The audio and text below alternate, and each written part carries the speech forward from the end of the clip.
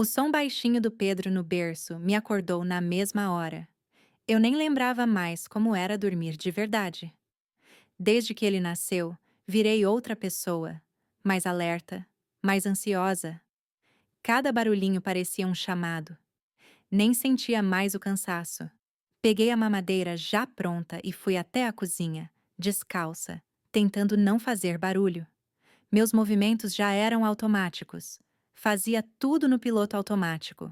Mas foi a voz do Renato que me despertou de verdade. Ele estava no escritório, falando ao telefone. Baixo. Em outro idioma. Aquilo me arrepiou.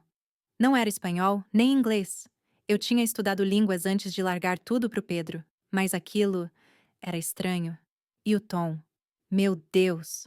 Aquele tom de carinho, de desejo, de entrega. Um tom que ele nunca teve comigo. Quando me viu parada na porta, ele desligou o telefone imediatamente.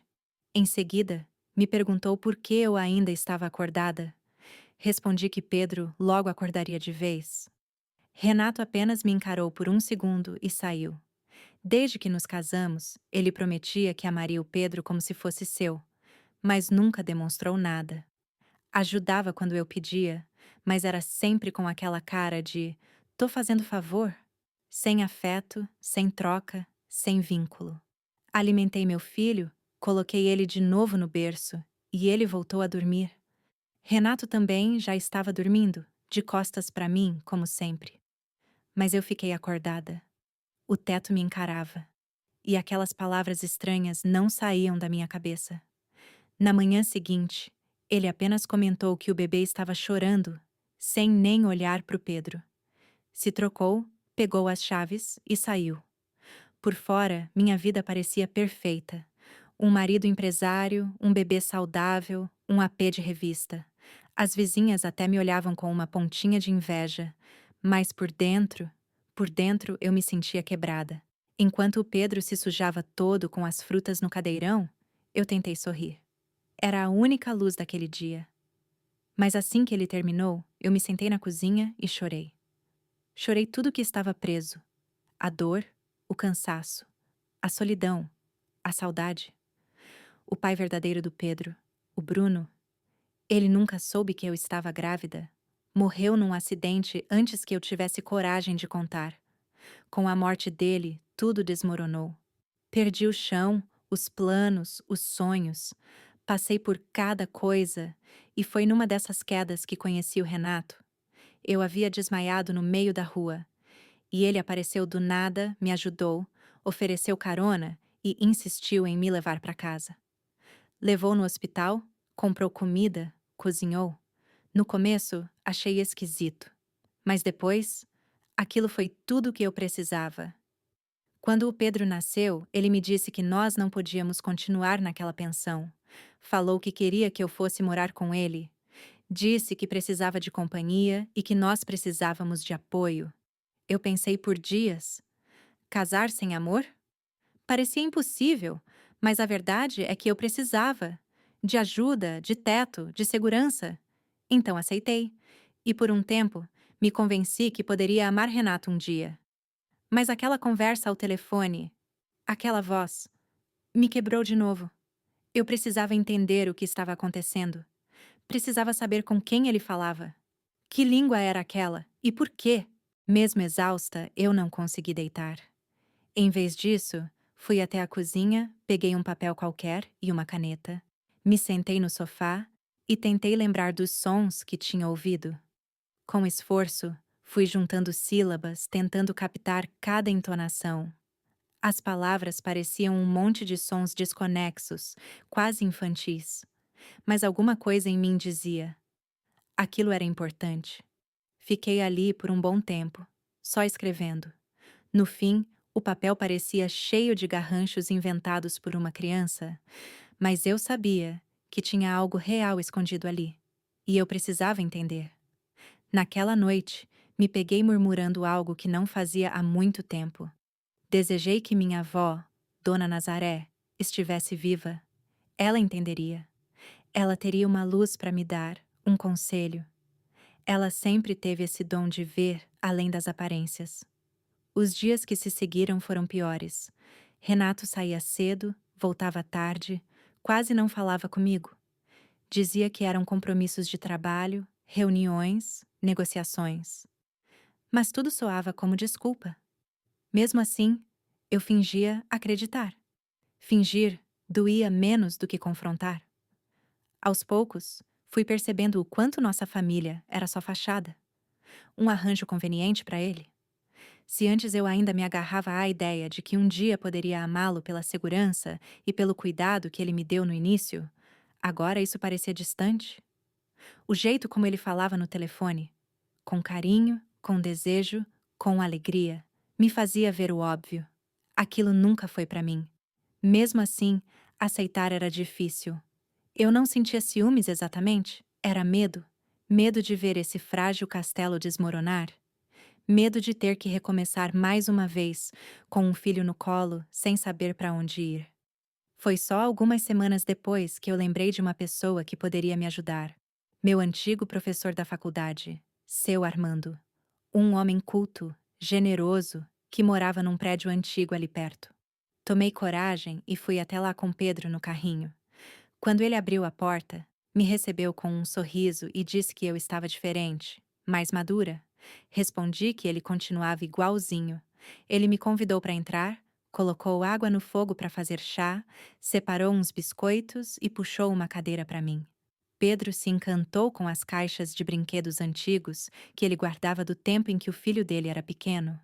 E eu me perdi olhando aquelas estantes cheias de livros, com cheiro de história. Seu Armando perguntou como eu estava de verdade. Eu tentei disfarçar, disse que estava tudo bem, mas ele logo comentou que meu olhar denunciava o contrário. Disse que eu sempre fui assim, dedicada, guerreira, que não aceitava nada pela metade. Aquilo me emocionou.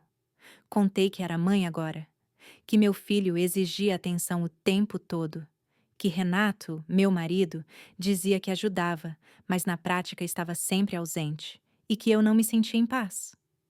Então, ele perguntou o que exatamente estava me incomodando. Foi aí que entreguei a folha de papel com os rabiscos que fiz naquela madrugada. Disse que tentei anotar as palavras que ouvi Renato falando ao telefone, que eram estranhas, e que eu precisava saber que idioma era aquele. Seu Armando riu, disse que parecia abracadabra, mas pegou os óculos, ajeitou a luz e começou a ler com atenção. Depois de alguns minutos, foi até a sala e voltou com uma pilha de dicionários. Pediu que eu não me incomodasse, que aquilo para ele era um prazer. Enquanto ele se concentrava, Pedro pediu colo, adormeceu em meus braços e eu fiquei ali, balançando ele suavemente, olhando o professor buscar respostas como um detetive. Quando seu Armando enfim levantou os olhos, disse que estava quase certo. Aquelas palavras eram em búlgaro. Ele comentou que era uma língua bem diferente das que costumamos ouvir por aqui, mas que reconhecia as estruturas. Pedi para ele traduzir o que dava. Ele leu em voz baixa, algo como: "Espera só mais um pouco, amor. Logo vamos estar juntos. Aguenta firme, o apartamento está quase resolvido. Aquela velha pensa que vai receber o dinheiro?" Na hora, senti meu corpo gelar. Um arrepio correu pela espinha. Era como ouvir uma sentença. Aquilo soava como um plano, um golpe. Mas mesmo diante dessa descoberta, seu Armando me aconselhou a ter calma. Disse que talvez estivéssemos interpretando errado, que podia haver outro lado. Eu tentei concordar, mas no fundo, já sabia. Renato escondia algo muito grave. Voltei para casa com a cabeça latejando. Cada palavra dita por seu Armando martelava dentro de mim. As peças começavam a se encaixar, e o que se formava era um quadro assustador. Renato não era só distante. Ele escondia coisas. Coisas graves. Mesmo assim, naquela noite, tentei agir normalmente. Preparei um jantar, dei banho no Pedro, limpei a cozinha, dobrei as roupas. Renato chegou tarde, como sempre. Disse apenas que o dia tinha sido puxado. Eu não perguntei nada. Fiquei calada, mas por dentro, tudo em mim gritava. No dia seguinte, Pedro acordou agitado. Tínhamos consulta no posto de saúde, e, como de costume, perguntei a Renato se ele poderia nos levar. Ele respondeu que ia depender do trabalho e que era melhor eu avisar na véspera. Aquilo me deu um pequeno alívio. Pelo menos ele não reagiu com raiva, mas eu sabia que estava lidando com alguém instável. Eu precisava de provas. A ideia da câmera surgiu como um sussurro, lá no fundo. Primeiro achei absurda, mas quanto mais pensava, mais fazia sentido. Se eu não conseguia confrontar, precisava ver com os meus próprios olhos. Precisava gravar. Fui até uma loja de eletrônicos e perguntei sobre câmeras pequenas, discretas. O vendedor, um homem simpático, perguntou onde eu pretendia instalar. Eu inventei uma desculpa qualquer. Falei que era para ajudar a observar uma possível babá. Ele explicou como funcionava, onde ficava o compartimento do cartão, como ligar, como esconder bem. A câmera que eu queria custava mais do que eu tinha. Saí da loja com o coração apertado. Precisava de dinheiro, e rápido. A primeira coisa que pensei foi na minha pequena caixinha onde guardava as economias que consegui juntar com muito sacrifício. Metade dela seria consumida. Mas antes de tocar naquilo, vi um letreiro logo adiante, um pequeno penhor. Entrei, expliquei que estava procurando uma câmera usada em bom estado e por um preço mais acessível. O atendente disse que tinha uma que talvez me interessasse. Mostrou. Estava em bom estado. Aceitei. Ele ainda se ofereceu para me ajudar com o carrinho do Pedro na saída. A calçada era íngreme. Agradeci. O nome dele era Marcelo. Ele comentou que também tinha 2 filhos, um menino e uma menina. Disse que a esposa tinha ido embora do país com outro homem. Contou a história com tristeza, mas sem raiva. De alguma forma, conversar com ele foi reconfortante. Falamos de filhos, de saudade, de medo. E naquele momento eu percebi. Ele também carregava uma dor silenciosa, como eu. Voltei para casa com a câmera na bolsa e o coração aos pulos. Agora eu precisava encontrar um canto discreto na cozinha. O único lugar que me pareceu ideal foi a parte de trás da coifa do fogão. Uma estrutura metálica com um pequeno vão que permitia esconder a lente sem chamar atenção. Levei horas até me convencer de que estava tudo bem posicionado. Quando Renato chegou naquela noite, fiz de tudo para agir naturalmente. Preparei comida, sorri, perguntei como foi o dia. Ele respondeu pouco.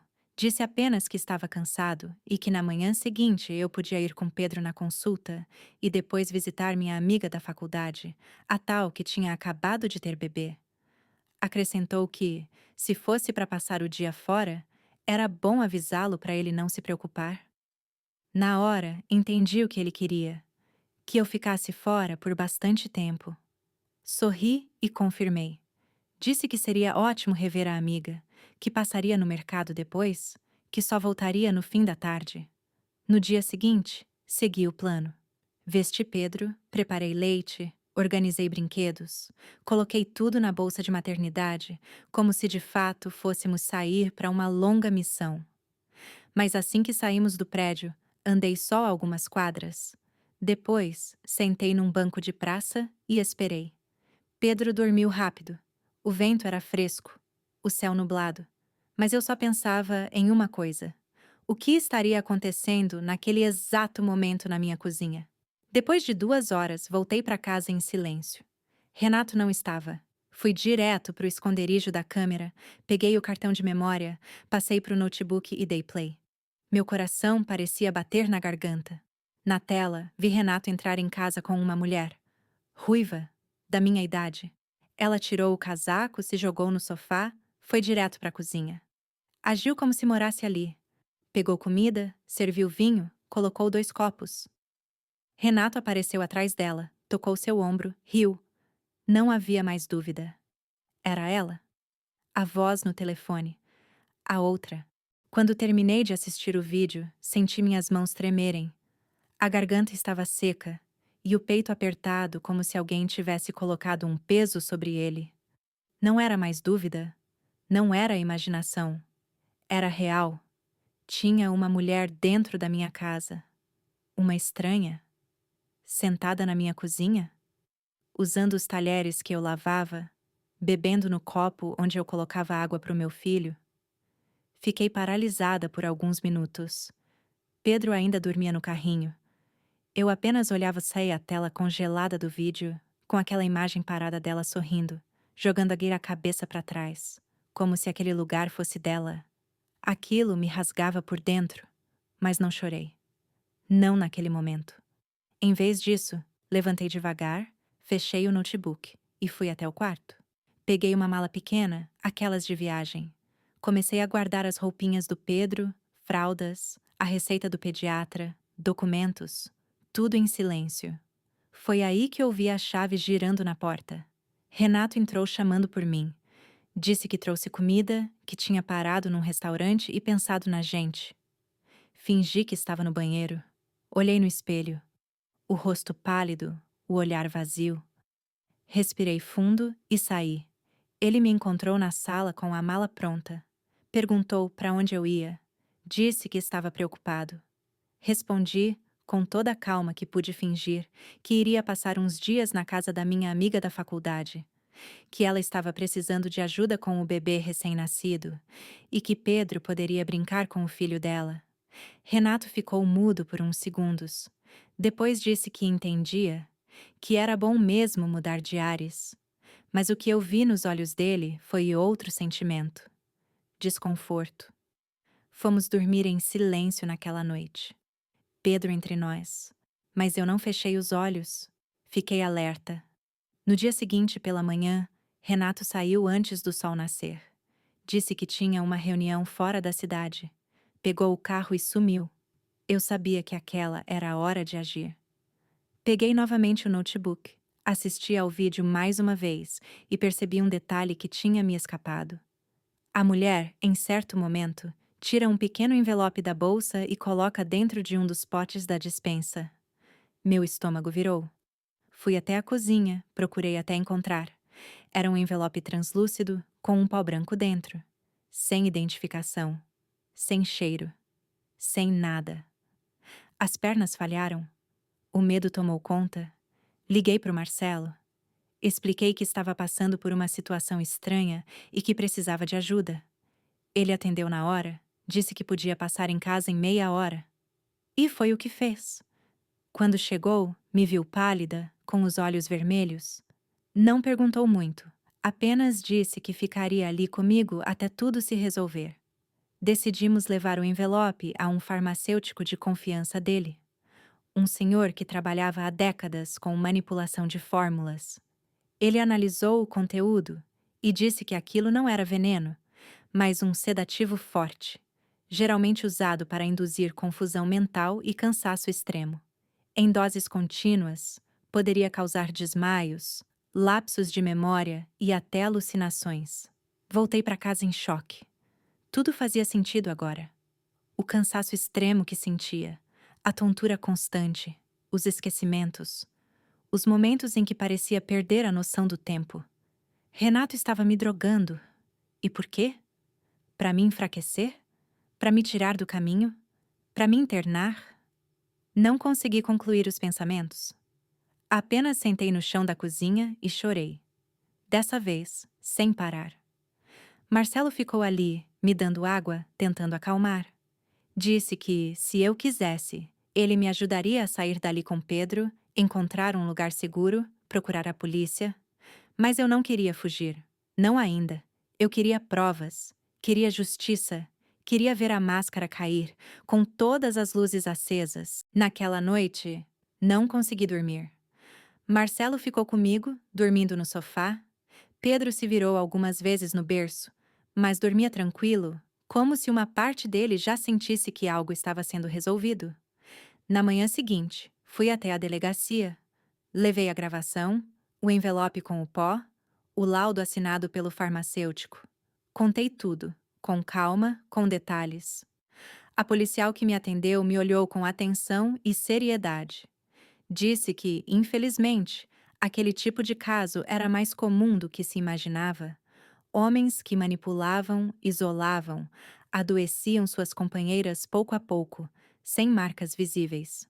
Ela chamou uma colega da delegacia da mulher. Fizemos o boletim de ocorrência. Eles abriram o inquérito, recolheram a câmera, pegaram meu depoimento e agendaram uma perícia na casa. Eu me senti exausta, mas pela primeira vez em muito tempo, segura. 2 dias depois, Renato foi chamado a depor. A polícia não revelou nada antes, para não gerar suspeitas. Quando ele chegou, disseram que era uma verificação de rotina sobre a denúncia de um possível golpe financeiro envolvendo terceiros. Ele compareceu tranquilo, sorrindo. Mas ao ver os vídeos, o pó, o laudo, o olhar dele mudou. Ele tentou dizer que tudo não passava de coincidência, que o pó era um suplemento, que a mulher era uma amiga antiga que ele estava ajudando com problemas pessoais. Mas a polícia já tinha identificado Milena, uma estrangeira com histórico de envolvimento em estelionato internacional. Renato foi preso preventivamente. Durante o julgamento, tentaram descredibilizar minha sanidade. Alegaram que eu era instável, que inventava histórias, mas os vídeos, os relatórios, o depoimento de Marcelo e até de seu Armando mostraram o contrário. Eu estava lúcida, atenta, cuidando do meu filho e tentando sobreviver. A promotora foi firme. Disse que meu caso era um retrato de como o abuso silencioso pode se disfarçar de cuidado, de como a violência pode vir em doses pequenas, imperceptíveis, diluídas no cotidiano. Renato foi condenado por tentativa de envenenamento, lesão corporal e associação criminosa. Milena desapareceu do país antes de ser capturada. A Interpol foi acionada. Até hoje, não sei onde ela está. Depois do processo, voltei a respirar. Marcelo me ajudou a encontrar outro lugar para viver. Um apartamento simples, arejado, com vizinhos simpáticos. Ele vinha nos visitar, trazia pão fresco, brinquedos usados para os filhos trocarem com Pedro. Aos poucos, fomos criando uma rotina diferente, mais leve, mais viva. Não sei dizer se era amor, mas era presença. E depois de tudo que vivi, isso já era muito. Hoje, olho para o Pedro brincando no tapete da sala e penso em tudo o que atravessamos. Em quantas vezes eu achei que não ia aguentar. Em quantas vezes me silenciei para proteger uma mentira. Mas agora, enfim, posso dizer: eu voltei para mim. E dessa vez, para ficar.